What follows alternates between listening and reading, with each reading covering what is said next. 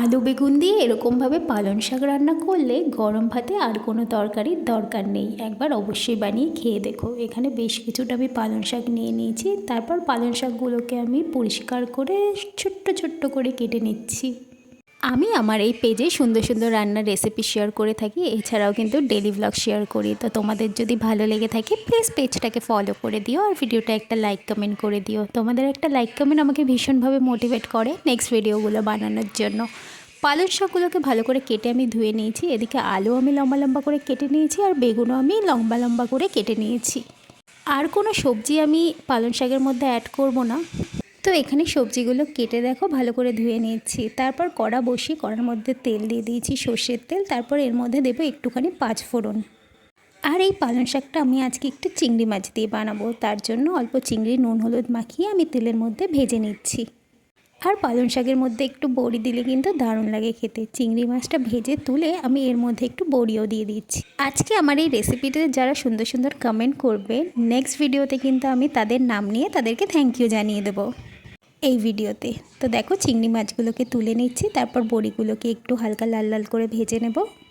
আচ্ছা, তোমাদের কাদের পালং শাক খেতে ভালো লাগে বলো তো? এর মধ্যে কিন্তু অনেকে ওই কুমড়ো, শিম, বরবটি এইসব দিয়ে বেশ মাখা মাখা টাইপের করে, ওটাও ভালো লাগে। কিন্তু আজকে আমি যে পালং শাকটা করবো একদম শুকনো শুকনোভাবে করবো, এটা খেতে কিন্তু দারুণ লাগে। বড়িটা ভেজে তুলে নিয়েছি। এরপর তেলের মধ্যে আমি পাঁচফোড়ন দিয়ে এরপর লম্বা লম্বা করে আলুগুলোকে দিয়ে দিচ্ছি। দিয়ে একটু লাল লাল করে ভেজে নেব। দুটো কাঁচা লঙ্কাও দিয়ে দিচ্ছি। আলুটা যখন একটু ভাজা ভাজা হয়ে যাবে, গ্রেট করা কিছুটা আদা আমি এর মধ্যে দিয়ে দেব।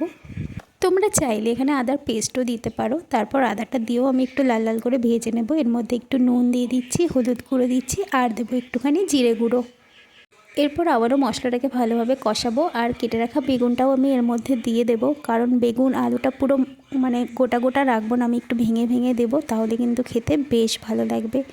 তো দেখো আলুটাকে দিয়েও আমি বেশ ভাজা ভাজা করে নিয়েছি। এরপর ধুয়ে রাখা পালং শাকটা আমি এর মধ্যে দিয়ে দিচ্ছি। এরপর একটু নাড়াচাড়া করে আমি শাকটাকে ঢাকা দিয়ে রেখে দেব 10 মিনিটের জন্য। তারপর ঢাকনাটা তুলে মাঝে মধ্যে একটুখানি নাড়িয়ে দেব। দেখো কতটা শাক ছিল কমে কইটুকু হয়ে গেল। এরপর আলু টালুগুলো যখন ভালোভাবে সেদ্ধ হয়ে যাবে, ভেজে রাখা বড়ি আর চিংড়ি মাছটা আমি এর মধ্যে দিয়ে আবারও একটু নাড়াচাড়া করব। পালং শাকটা যখন একদম মাখা মাখা হয়ে আসবে তখন এর মধ্যে আমি স্বাদটাকে ব্যালেন্স করার জন্য একটুখানি চিনি অ্যাড করব। আর আলু আর বেগুনটাকে আমি একটুখানি ভেঙে ভেঙে দেবো চামচের সাহায্যে।